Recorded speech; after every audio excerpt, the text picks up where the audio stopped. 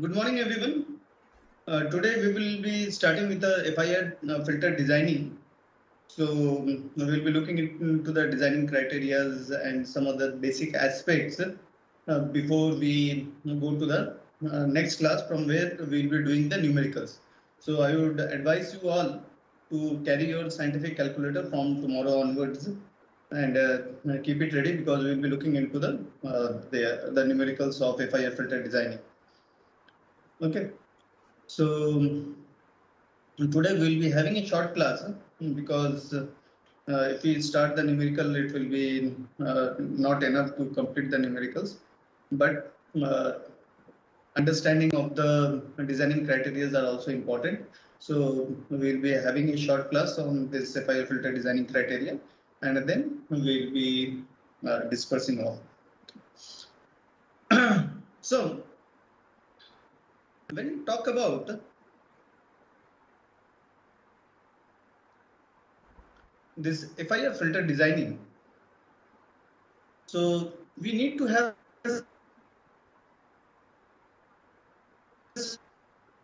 consideration.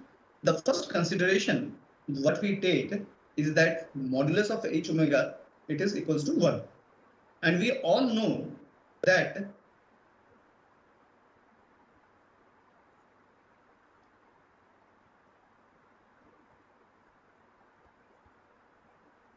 system divided by modulus of x omega, which is the input of the system, that becomes 1. Now again, if you just take this modulus of x omega to the right hand side, what we get? We get modulus of y omega is equal to modulus of x omega. Okay. So what does this mean? What does this equation means? Modulus of y omega equals to modulus of x omega. The main takeaway from this equation is that there is no loss of the signal frequency components when we process the signals through the FIR filter. So this is the first consideration what we need to keep in our mind. Then the second point is that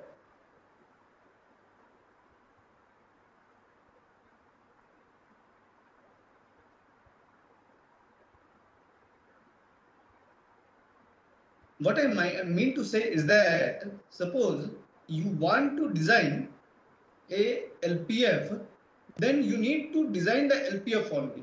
You will be able to design the LPF pretty easily. Now, if you want to develop high pass filter, then also you should be able to do it. Then if you want to develop the say band pass filter, you can directly develop the band pass filter and so on.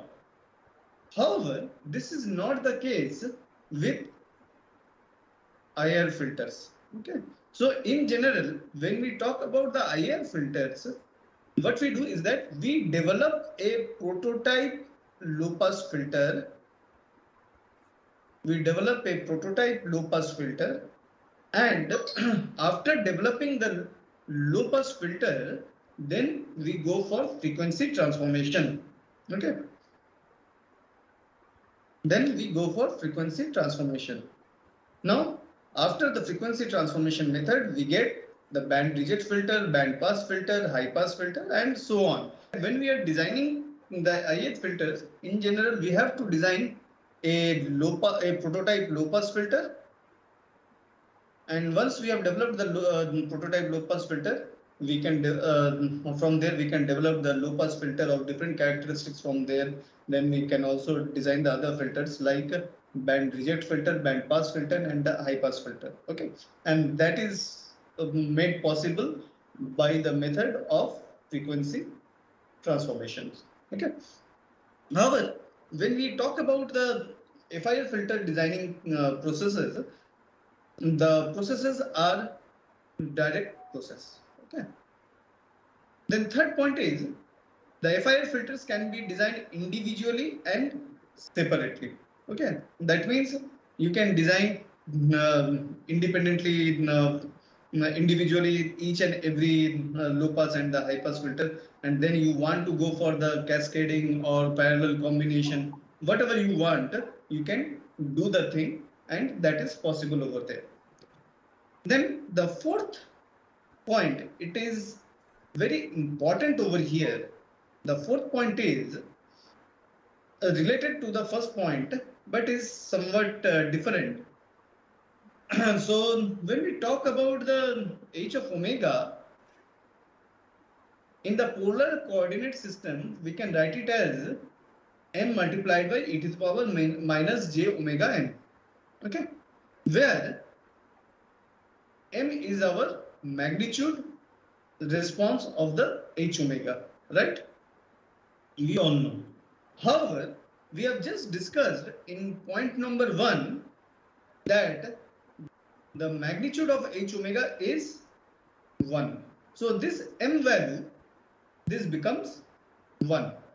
So in that case, we have e to the power minus j omega n, which is equal to e to the power minus j theta, where theta is considered to be the phase component of the FIR system. Okay. Now from here, we can say phase of h omega, it is given by theta omega, and it changes with the frequency component. Okay. Why this is so? This is because, the next slide, suppose we have a transfer function for the FIR filter, which we have discussed in our last class.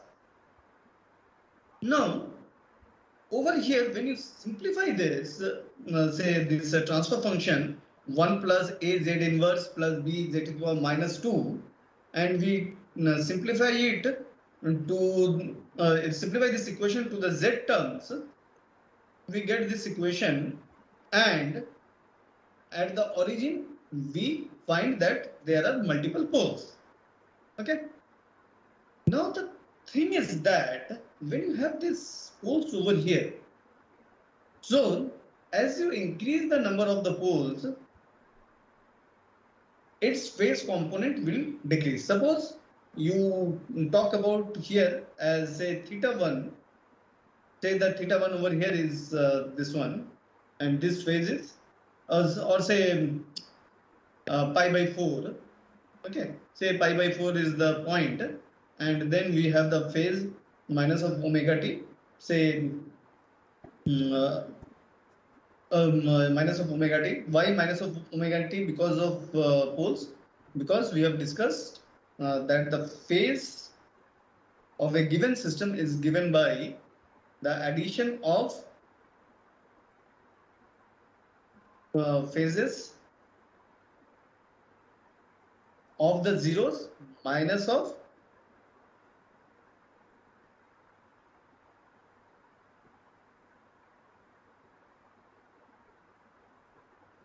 the phases of which are being generated due to the poles, right? Now that's why we have given minus of omega t. Now if there is a single pole, then the phase at pi by 4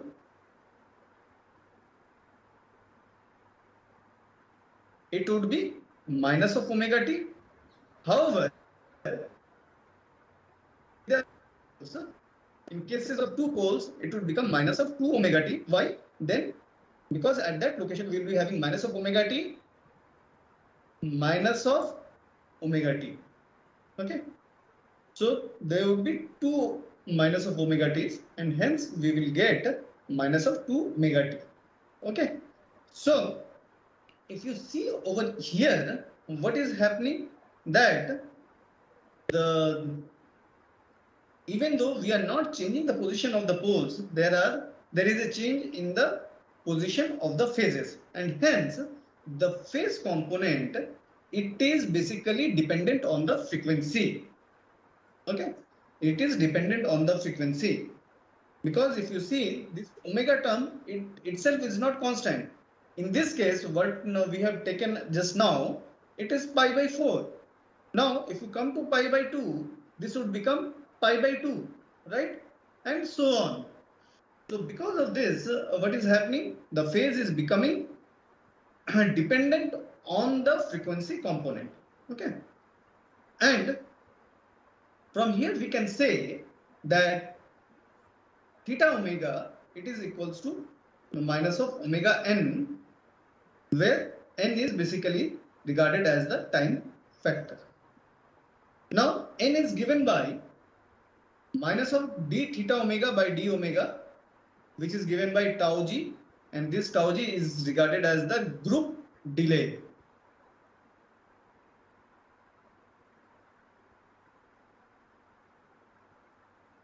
Group delay. Similarly, we have another factor which is called tau p, where which is given by minus of theta omega by omega, and this tau p is regarded as time delay.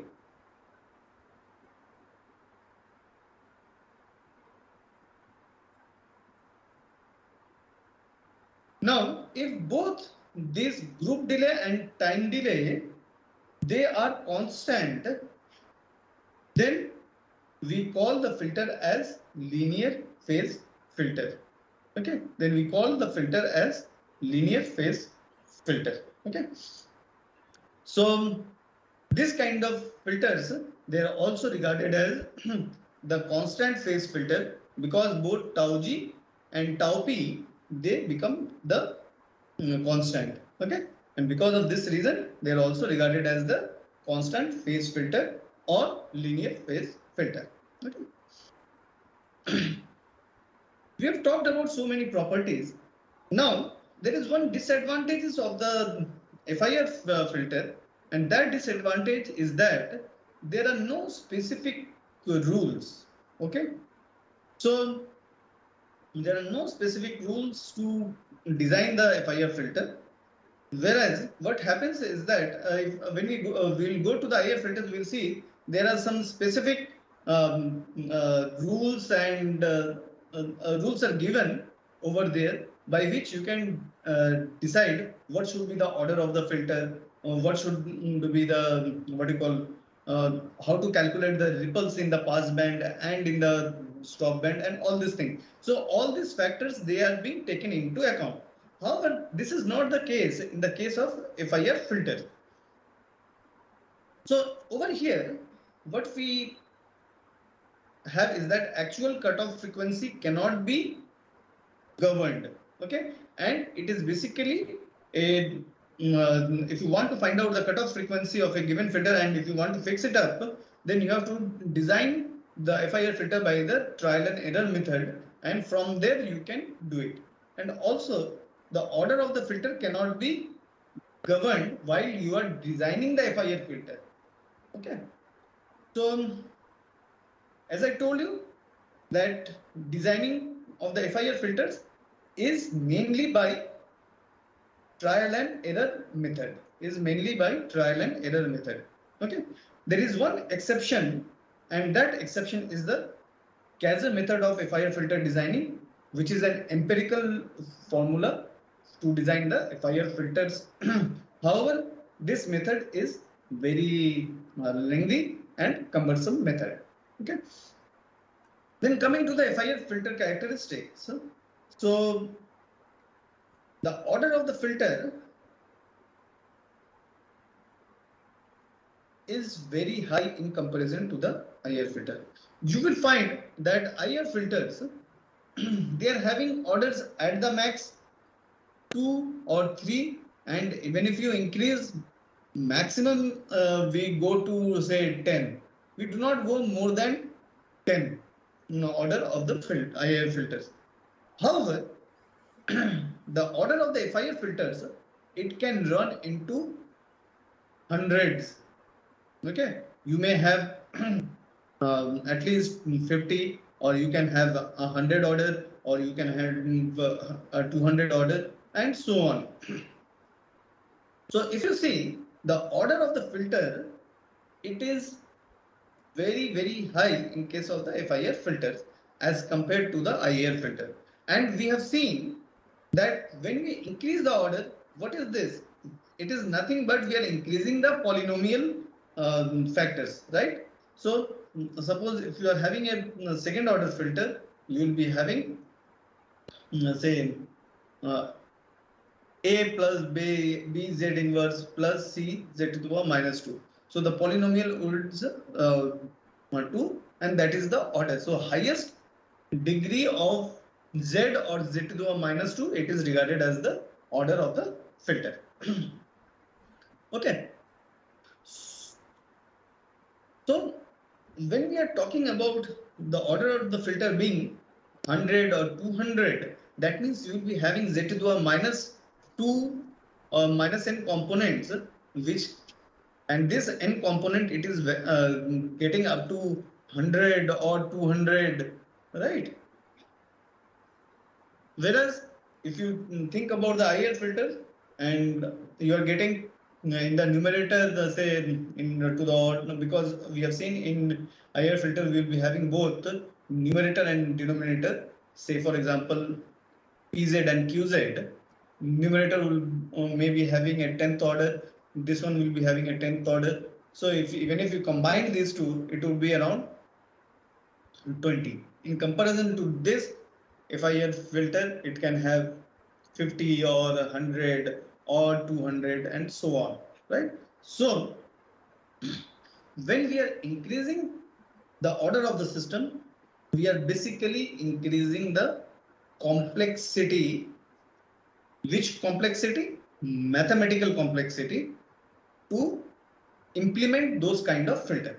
Now, when we go for the and when we are increasing the complexity, you need high performance this digital processing system, so that you can process the signals in a better way. So, if I have filters, they are more resource hungry as compared to the IAR filters, and it is one of the important criteria.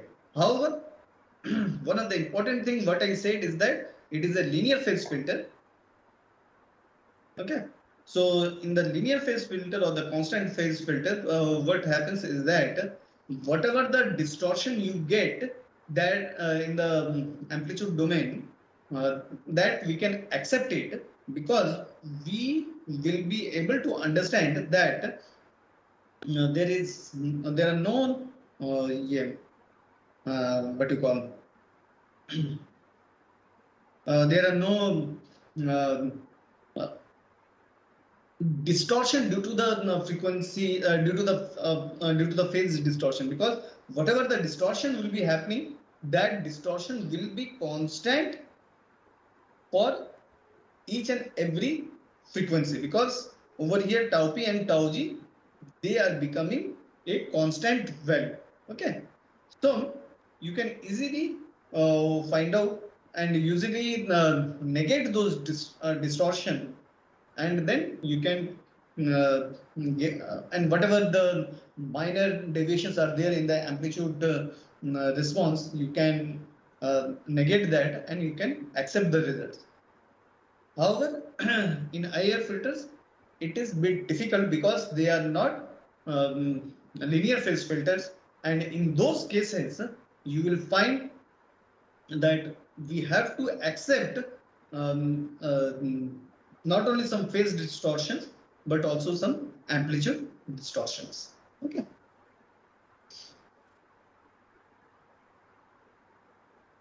Yeah, in our previous class, I have also told that all the poles, they're at the origin, and hence the modulation in the frequency of the FIR filters are mainly dependent on the placement of the zeros.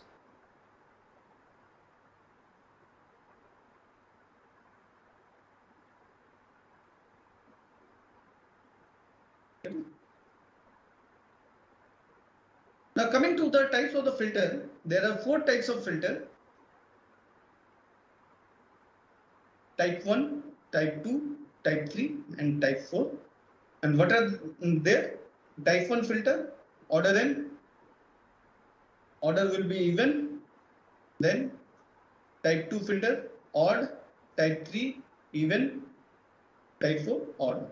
Now what should be the length? length of the filter would be n plus 1, because if you see over here, the order of the filter is 2, okay, but we are having coefficients 1, 2, 3, okay, so the number of coefficients are 3 even though the order is 2. So the length of the filter is given by order of the filter plus 1, okay. And in type 1 and type 2, your this HN values, impulse response values, they are symmetric, okay, whereas in type 3 and type 4, the HN values, that is the impulse response values, they are anti-symmetric. Now what does this mean? This means, suppose in the first case we are having an L of length is equal to 5, okay, it is an odd, so length equals to 5. So this is a filter with order n equals to 4, right? Now what is happening, if you see the H0 values, so H0 should be equals to H4, H1 should be equal to H3, H2 is H2, okay, because over here Hn equals to n, h of n, capital N minus n. What is capital N? Capital N is nothing but the order of the filter minus n. So if you see h of 0 is equal to n is 4 minus 0, which is equals to 4. Similarly, we get the other two values, okay. Now coming to the type 2 filter, here the length is even, okay. So herein we are having 5 plus 1, so equals to 6, and order is 5, right? Now what would happen to the Hn values? H0 equals to h of 5. We are applying this same formula, okay. So in this case we are having H0, which is equal to h of n is 5 minus 0, which is equals to h of 5. Are you getting my point? So herein we are having these things. So while doing this, you will get h of 0 equals to h of 5, h of 1 equals to h of 4, and h of 2 equals to h of 3. And we get this values. So the coefficients of type 1 and type 2 filter, they would be symmetric. Whereas the coefficients of the type 3 and the type 4 filters, they would be anti-symmetric filter, okay. Now what does this anti-symmetric means? If you see, there is a negative term over here, okay, and we apply the same formula similar to what we have applied over here, but there will be a negative formula, negative sign. So what we will be having, h0 equals to minus of h4, h1 equals to minus of h3, and h2, okay. Similarly, in type 4 we will be having h of 0 equals to minus of h5, h of 1 equals to minus of h4, and h of 2 equals to minus of h3. In most of the cases, in biomedical signal processing, we are confined to type 1 and type 2 filters, and in our lectures, we will be confined to type 1 and type 2 filters, okay. Type 3 and type 4 filters, they are sometimes being used in wideband filters, which are used in other other applications, but not much in the biomedical applications. So we will be mainly concentrating on the type 1 and type 2 filters, okay. Then we have this, say we are given with some what do you call this transfer function. Then this Hn is there. From here we can find out the Hn, okay. and you can also find out the input-output relationship equation from here. And then in our last class, we have discussed how we can go for the realization of the filter, and we have discussed that such a realization, it is regarded as the direct form of realization. Okay. What we got in the previous case, what we had, if you see, we had the coefficients of this one over here and here, they are same. We had coefficients over here and here, it was same, and then there was a coefficient which is not having some pair. Okay. Now, what is happening over here? If you look in this equation, we can rearrange this equation in this form: 1 multiplied by xz plus xz multiplied by z to the power minus 4 plus 2 of xz z inverse plus xz z to the power minus 3, these two terms, right? And then lastly we have 3 of xz z to the power minus 2. Now, instead of the realization over here, which we performed as the direct form of realization, and realize the filter in this way. Say we have taken the xz, z inverse, z inverse, z inverse, z inverse. So the signal is going in here, so directly xz is coming over here. Now this xz z to the minus 4, the signal is coming from here, here. After this z inverse, that means the fourth z inverse, we are taking the output, we are tapping it, and then we are getting a single multiplier for both of these terms. Okay, so we are basically decreasing the number of the multiplication while calculating the output of the system. Similarly, we can do it for x of z inverse. So after x z inverse, we are tapping from here, and after z to the minus 3, we are tapping from here, we are adding up, and then we are multiplying the coefficient. And lastly, we have 3 xz z to the minus 2. So from here, we are tapping it and multiplying with 3, and we are getting the yz this time. Okay. Now this kind of realization of the FIR filter, it is called linear phase implementation. Linear phase implementation. Okay. Now, coming to the designing methods, there are 4 methods. The first method is Fourier series method without using window. Then Fourier series method using window. Then Fourier transform method without using window.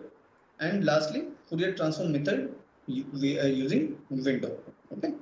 And these topics I will be covering up from the book Digital Signal Processing by B.S. Nair. Okay. Apart from that, I had already talked about the Kaiser window, but I will not be covering that Kaiser window numericals in the syllabus. Okay. Now, before we can go into the numericals, it is customary to understand the frequency responses of the digital filter. And I would ask all of you to pay a special attention over here, because if you are not paying an attention over here, then you will not be able to select the limits while we will be designing the designing these digital filters through the mathematical operations. Okay. So the first is the low pass filter. Understanding the low pass filter is very critical, because if you understand the low pass filter, you can extend the analogy to the other filters. Okay. So in the analog filter, as we had talked previously, that we will represent the frequencies with this omega. Okay. Now, in this case, in an analog filter, Analog means continuous time filter. So what we will be having? 0 to certain frequency, you will be having the what you call it, the pass band filter, pass band area, and then you will be having the stop band area. Stop band, and this is the pass band. Right? Now, while coming to the digital filter, if you see, if you look into the Z plane,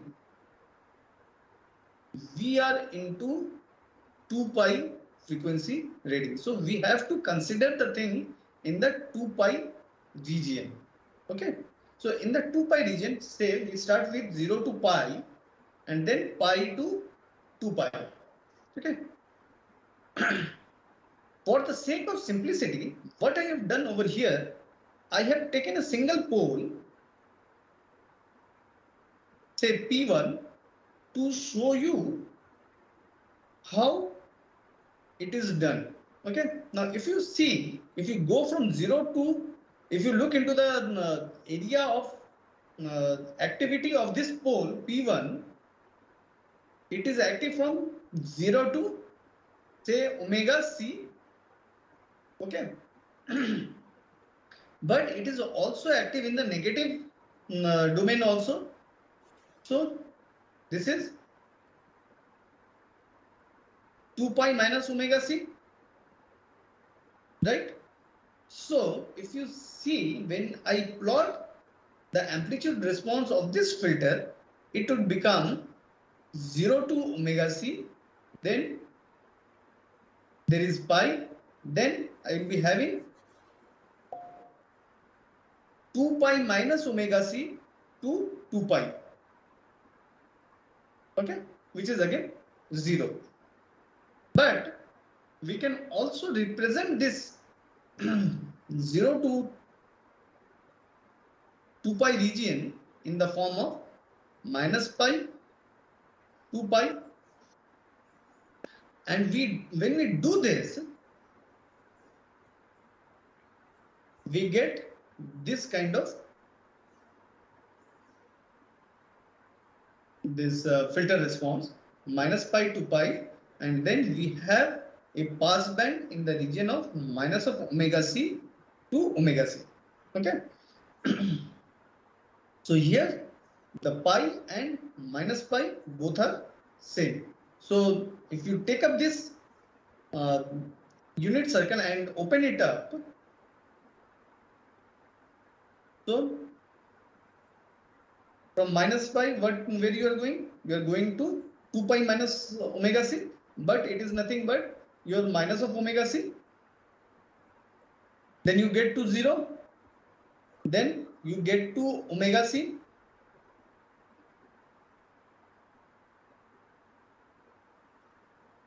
And you get this pass band filter due to the low pass filter. Okay. So if you see over here, in this case, in the analog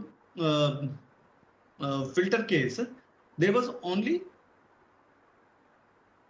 one pass band low, whereas in the digital filter, we are having two pass band lows because there is a repetition of the frequency components. Okay. And after we get this, we have to convert the components to minus pi to pi to make our life easier. Okay. I hope every one of you have understood what I have told till now, because in the last couple of years, the students, some of the students had some confusions. So I hope everyone, I have been able to clear everyone's doubt. Okay. Sir, could you just repeat the last bit once? Which one? Sir, from the 0 to 2 pi minus pi to pi conversion. Okay.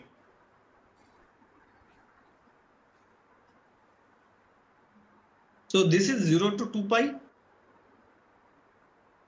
So what we had done, so if you see, we have started with from 0 and we have gone to 2 pi. Okay. Now suppose I open it up in this way,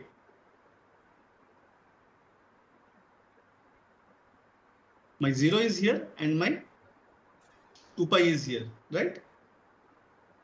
So this is your amplitude, whatever. So you have started with 0, you are having a passband, and the effect of the pole is up to this omega c, right? Yes, sir. So it is omega c. Then you start going up to pi. So say this is pi. So over here there is no change in the amplitude response, right?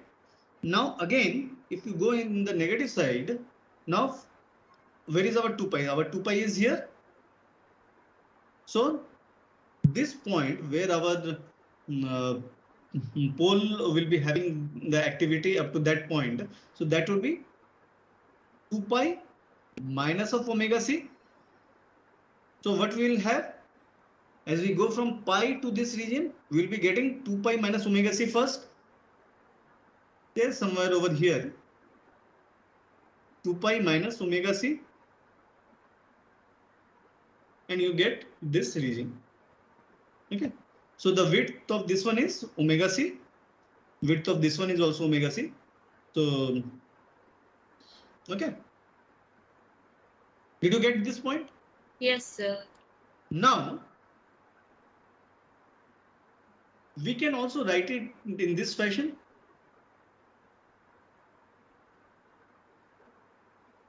We start with minus pi at this location, minus pi to 0, 0 to pi, I can write. Okay, because if you see, if I go anti-clockwise, it is pi. This point is pi, right? And if I go clockwise, I am moving pi direction, but in an opposite direction. So this point would be minus pi. Yes. Similar to over here, we are having 0 and 2 pi, both are same points. Similarly, if we look into pi to minus pi to pi, again we will be having a 2 pi distance. Are you getting my point? Yes, now, sir. Once this is clear, so we have started with minus of pi. Now, when you go over here, what this will be? So we call this point as 2 pi by minus omega c, because we were considering this as the 2 pi. But now, when we are taking it minus pi to pi, this point is basically 0. Yes, sir. Because when we are taking minus pi to pi, 2 pi does not exist. So, but 0 exists, right? So this 2 pi becomes 0. So 0 minus omega c, it is basically minus of omega c. So if you see, our activity zone, it starts at minus of omega c, then it is up to omega c, and after omega c, we will be having dead zone, right? So minus pi to minus omega c, there will be a dead zone. Then omega c to pi, again there would be a dead zone, but there will only be an activity zone within the region of minus omega c to omega c. Okay. Now, in high pass filter, what happens? We have previously discussed that the pole is towards the higher frequency components. And if you consider it as the minus pi, and this is the activity zones. So minus pi to minus omega c, you will be having, then you will be getting a dead zone. Okay. And again, when you come to omega c to pi, you will be again having the activity. You're getting my point? In this area, you'll be having the activity. So when I have to integrate what we have to integrate, I would talk about this at a later stage. So if I have to integrate in a region of minus pi to pi in low pass filter, it becomes minus of omega c to omega c, right? Whereas in the high pass filter, for this same integration, we would have a region of minus pi to minus omega c plus omega c to pi. Okay, you're getting my point. So understanding of this frequency responses of the digital filters helps you in calculating or in identifying these limits. Okay, so please keep this in mind. So this was for the high pass filter. Similarly, for the band reject filter, if you see, we are having omega c1 and omega c2. It is a pass band 1, PB1. We are having PB2. And in between, we have stop band. Okay. So it looks something like a combination of high pass, a combination of low pass and a combination of high pass. So in band reject filter, you would be having activity something like this. So minus. So let me.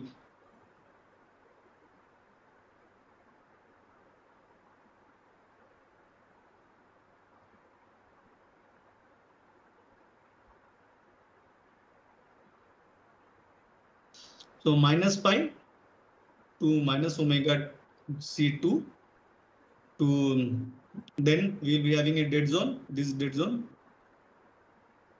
So this first one is over here, minus pi to minus of omega c2. Then we have minus of omega c1 to omega c1. We are having this pass band. And then again we have a dead zone. And then we have omega c2 to pi. Okay. So over here, our integral would become minus pi to minus of omega c2 plus integral of minus of omega c1 to omega c1 plus integral of minus of omega c2 to pi. Are you getting my point? Similarly, in a pass band filter,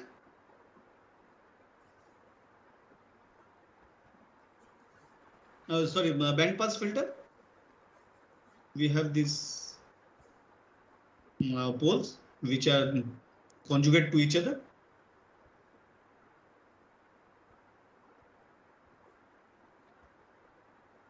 The minus of omega c2, minus of omega c1, omega c1, omega c2.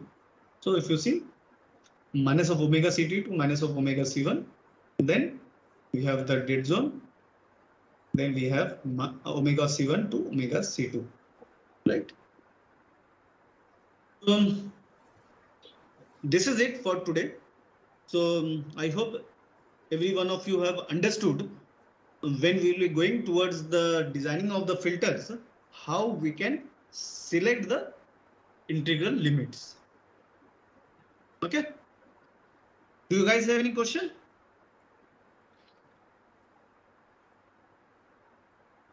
Sir, in FIR filter design considerations, the first consideration we've taken is that the magnitude is always 1. Yeah. What is the reason for that? Why can't it be greater or lesser? They have assumed that this thing is this one. So what happens over here when you talk about this, any kind of filters, so there are two things. One is filtration. Okay. So when you are filtering any given signal. And the second thing is scaling or applying a magnification to the system. So when we want the filtering effect, we basically wanted 0 dB gain. That means there should be, if I give an amplitude of 2 volt at the output also I should get a 2 volt output.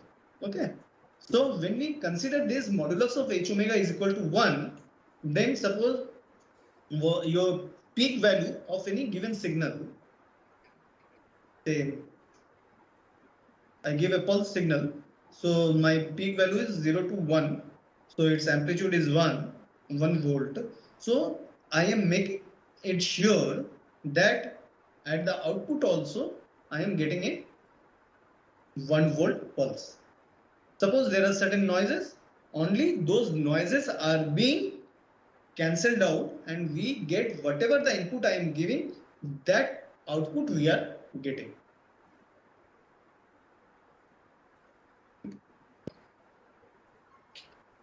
Yes, sir. Okay. Okay. Yes. So if there are no other questions, I will then stop today. Sir, I have another one.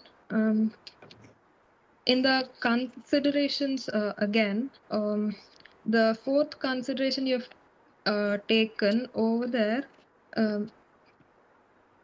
another fourth one, like in IIR filter design, we take a prototype low pass filter and we design the other filters using that as our reference or something. That is it, sir. Is that it? Yeah, we design a prototype filter, low pass filter. Suppose if you come over here,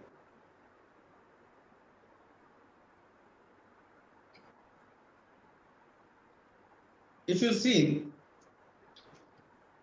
when we talk about this pole, there are two poles. Okay. Now, if I move this pole to here,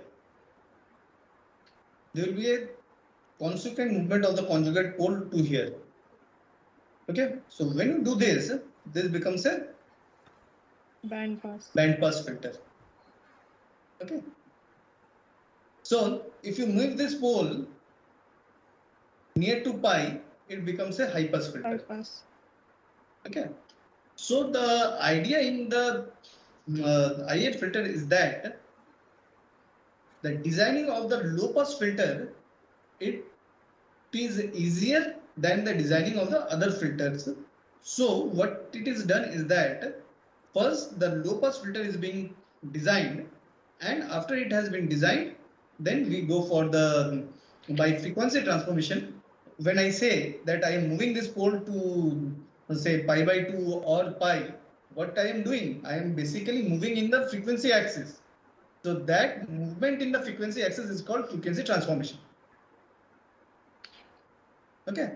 So I am basically employing the frequency transformation over here to change the low pass filter into the other types of filters. Right, sir.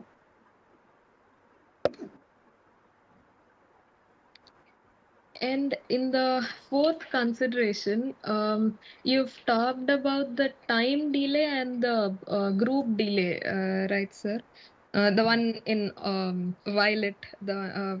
Can you just explain that again, sir? Like how it affects the response of the filter?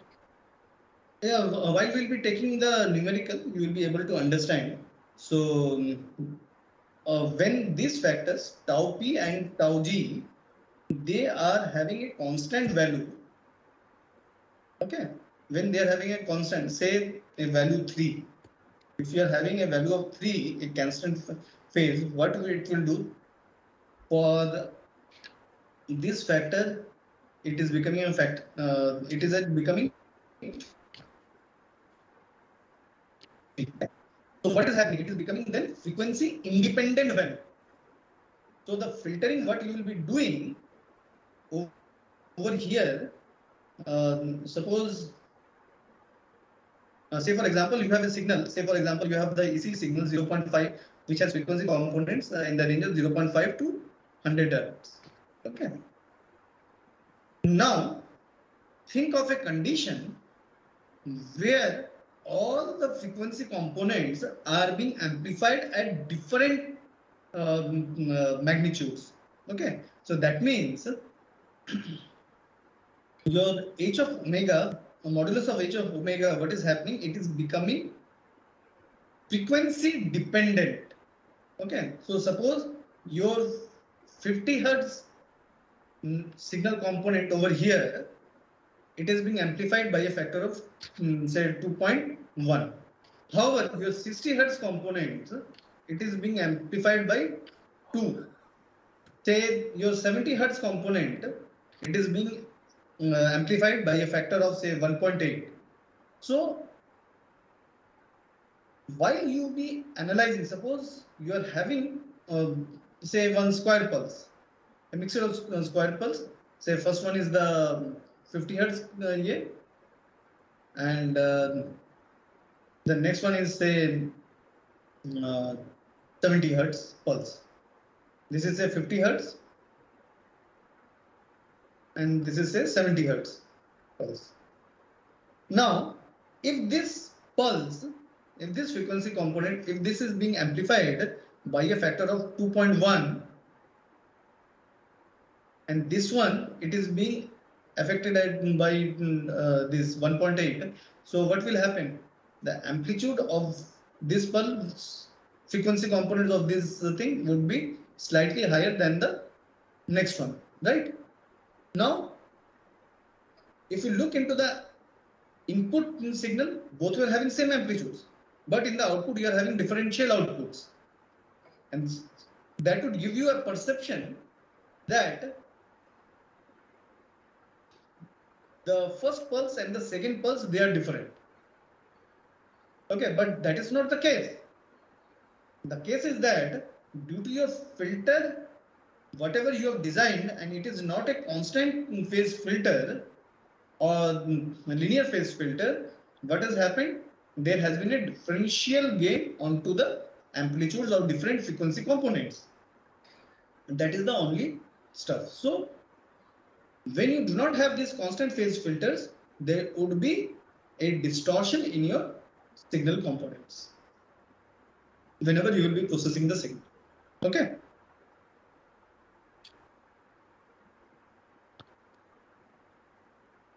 Yes, sir. The constant phase filter and linear phase filter, they are the same.